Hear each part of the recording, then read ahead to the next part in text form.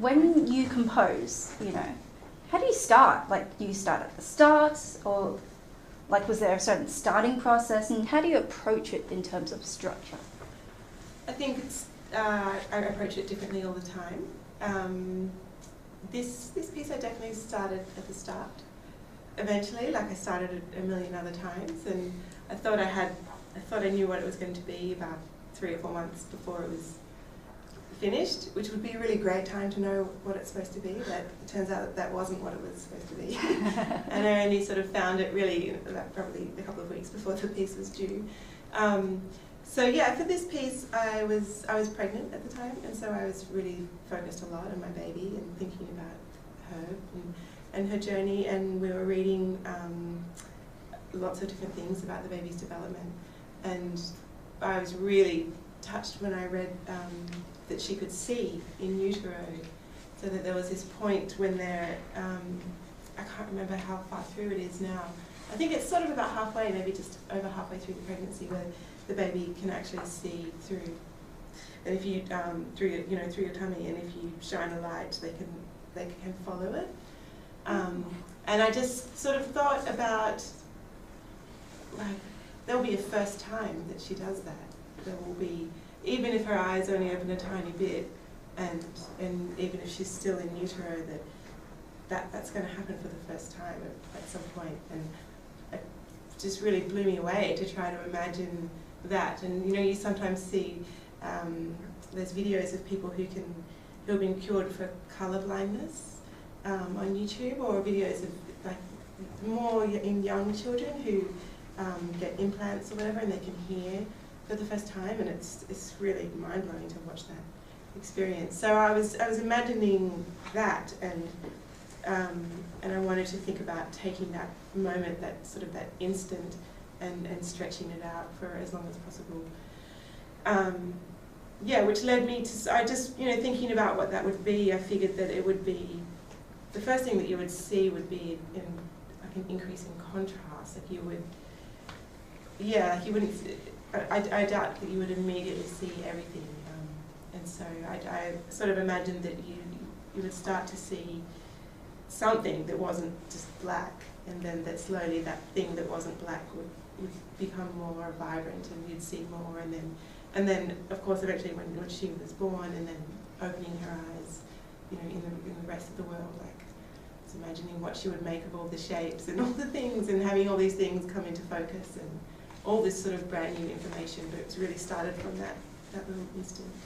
And having just heard you guys play it, I can definitely see all of that in my mind now. It's really quite amazing. And so, from that, how did you choose your instrumentation? Well, I knew I was writing for Ensemble Offspring, and so I was, which I was really excited about, because I've performed with the group for a long time. And this is the first time that I was really, writing something. I was thinking really about the colours and how to get, I suppose I was thinking who would be able to start the softest. And so I started with the bass clarinet. So thinking of turning this idea about light into tones, I thought about how does a tone start, how does a sound start, and you know, for all of us it starts with breath, particularly for wind instruments, and there's a nice synchronicity with that and the idea of life as well. So it starts with this just breath sound on the bass clarinet, and eventually that you add more pitch into that note. It starts with a single tone, and then the violin creates a semitone above that to sort of try to get that really narrowness of sound. And then the flute comes into that world, and she adds more notes. So it's sort of like each player, as they come in, they kind of just stretching that fabric out a little bit, adding in a little more, a note below or a note above, and there's a little bit more ornamentation. And then we start to sort of really pass the new tones around the ensemble. Yeah, it's kind of sort of growth happening. Yeah. And so after, sort of your initial draft, what corrections or what improvements or what changes came up when you were workshopping this with the actual musicians? I think the main thing was, for me, which is a constant challenge, is to really get the notation right. And I find it quite difficult with things like this that are quite aleatoric. And I want it to be free. I want the performers to feel free, and I want the impulse to be relaxed, and I want there to be spontaneity. But you actually have to put in a lot of detail in order for that carefree kind of direction to be interpreted properly. And different performers want different things, and some people are happy to just go on minimal directions, and some people really need to be told exactly what to do. So what I ended up doing in this is basically write out a version of the piece that if it was played exactly like that, I would be perfectly happy, and people could just read it and play it. But that makes it look quite complicated and quite intricate and fussy. But if you played it like that, that would be great. But if you also just look at that kind of fussy notation and you see that there's, why is there there's a semi-quaver rest on the beat, I guess I should just play it after the beat. Like, that's all that means. So it's a matter of then decoding that kind of fussiness into just the intention of it. And it's a combination of short and long notes, and it should be more off the beat than on the beat. So yeah, that is definitely the biggest challenge, to make the notation really clear. Yeah, great. And it's all about sort of finding that balance, isn't it? Speaking of aleatoricism, was there a particular reason that you chose to do it in this sort of aleatoric way? That's really stemmed from my practice as a performer as well, because I'm not a good sight reader at all, and it just takes me a long time to learn things. And I find an interesting sort of intersection in music, that it is incredibly complex, like the stuff that Ensemble Offspring would play quite often, like this kind of spectral stuff and stochastic things like Xenakis and Grise, and things that are, you know, heavy in the score. Like, there's a lot of instructions and there's a lot of specificity. And then going to listening to improvised performances from like the Now and organisations like that in Sydney who just are making things up on the spot. And I think that sometimes the audio difference, like the sonic difference and musical difference, is just very slim between that. And one has been made up instantaneously, and one has taken hours and hours and weeks, possibly months of preparation. So I just decided that I just would rather be in that camp for myself, and I don't want to put other performers through excruciating pain, just like not all the time, to play my music. So yeah, it's really about inviting the performer to have more interpretation and more expression in the piece, and to really bring themselves into it, and to have flexibility to respond with the people they're playing with as well. Would you say that also applies with your use of extended techniques? Is that a similar reason why you sort of put those in there? That's also just because I don't necessarily know how to notate them all either. I don't really know enough about this. Is actually one of the first proper pieces that I've written down on paper for other people to play. I've normally played it myself, or I've made a lot of recorded music or produced soundtracks, and I do a lot of improvising and workshopping, and collectively devising pieces together. But this is still one of the first times that I've actually written music and sent it off, to other people to play. So it's really about, the idiosyncrasies. Like, I don't know what double stops work on the violin, and I don't know how long it's going to take to get from here to there. So as a process of learning that, I sort of just say, do that thing, it goes like this, and I just, I keep that open as well, because I think that's another thing with notation. Like, you look up books about extended technique, and ones might be written in the 60s, and you have no idea if that's still used, or it's really, each composer sort of just makes it up, I think, to a large degree. There are some givens, but they're often developed so closely with the performers themselves that what works on one instrument with one performer just might not translate to another. So again, I find it a little bit easier to sort of just put the intention in the scores, to say, do a multiphonic with these notes, or just do some really short ricochets here, and then people can interpret that as they wish. Yeah, definitely. And so you know, speaking of drafts and versions, you know, how often do you change the piece after it's finished? And what are your thoughts regarding, you know, drafts and versions? Do you keep improving on the same draft and keep adding to it, or do you kind of have different versions and you kind of jump back and forth from one another? I think once I get to a point where I'm really seriously working on the piece, then I've pretty much thrown out all the other drafts up to that point. And yeah, it is always going forward from there. And sometimes I feel like especially recently, I feel like I've wasted a lot of time. I've spent a lot of time doing drafts of versions of things that what I think the piece is, or, you know, trying to push it in a certain direction, and then it ends up not being like that, and I get a bit frustrated because it's been hours and hours and weeks of work that has seemingly gone away.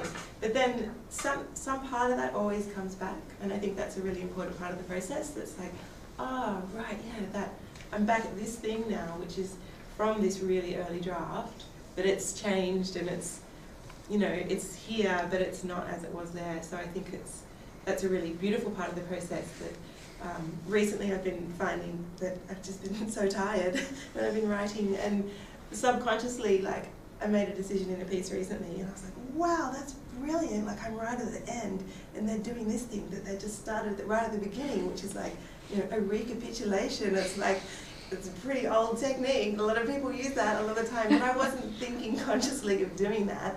It just ended up that happened. So, you know, sometimes your subconscious can, I mean, I'm giving my subconscious a lot more credit than my conscious. Yeah. No, that's really encouraging to hear, especially for sort of aspiring composers, that they're not in, you know, just by themselves, you know, just trying to work fruitlessly. Like, things will, you know, sort of come back and in an organic way. Yeah, definitely. It's really things will encouraging emerge, and so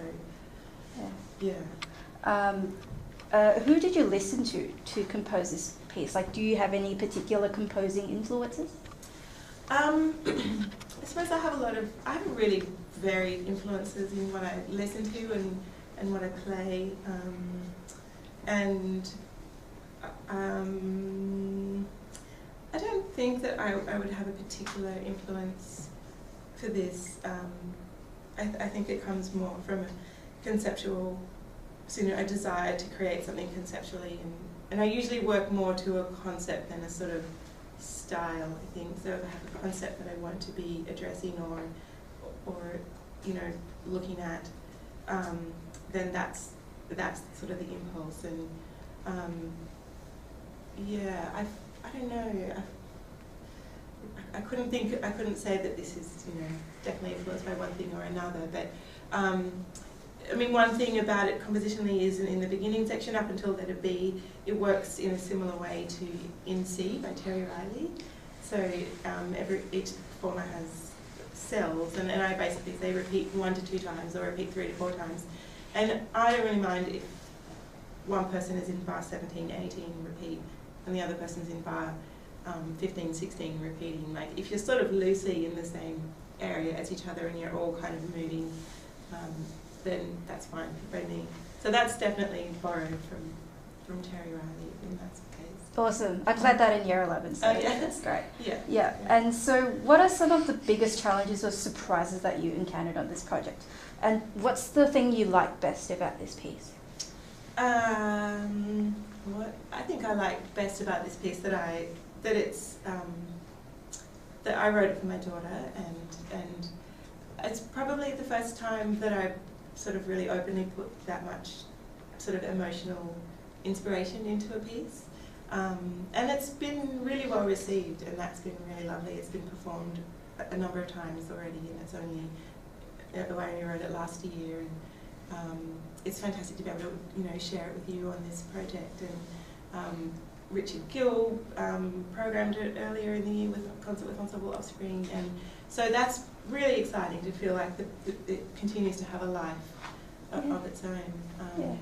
And that I could, you know, that's the first time actually I played it with Ensemble Offspring, because normally Claire, the artistic director, is playing it. So that's really fun for me as well to actually play your own music. Yeah, and it's been recorded now, and there's a beautiful video that's also been made for it. So all of those things are just really wonderful and special. Yeah, awesome. And what are some sort of challenges or surprises you've encountered along the way in this project?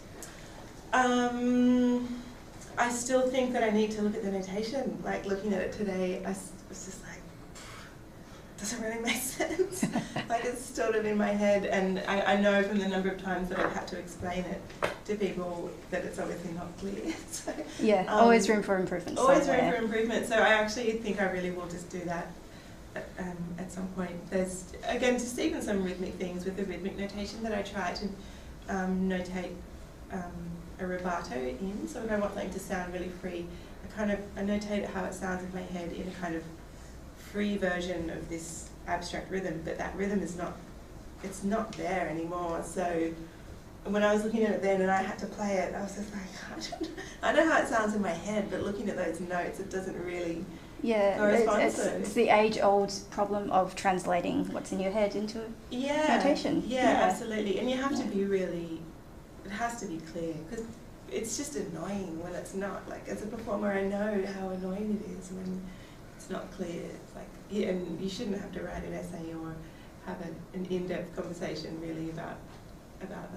So that's my homework. Yeah. Still. Yeah, good bit of self-reflection never hurts. Yeah. And so this is for our aspiring composers out there. What advice would you give to some aspiring composers? Go to lots of concerts and meet musicians and write music for people. And really, I think as a composer, it doesn't make sense if you're not writing music for people and if you're not engaging in music making.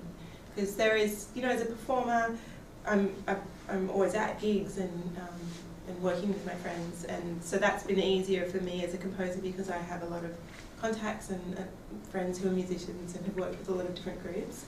But I think that that's really a major thing, is to just, especially when you're at any age, but people always need some help. Like, Ensemble Offspring might need someone to put the chairs out at a gig, or hand out flyers, or collect names for a mailing list at the end, or it's a little bit of administrative help or something. It's like, I really think get in and meet people who are doing what you want to do, and if it's not other composers, then meet composers, meet performers, and go to concerts and just sort of be around and see what's happening and see if you can just work your way in, muscle your way into somewhere.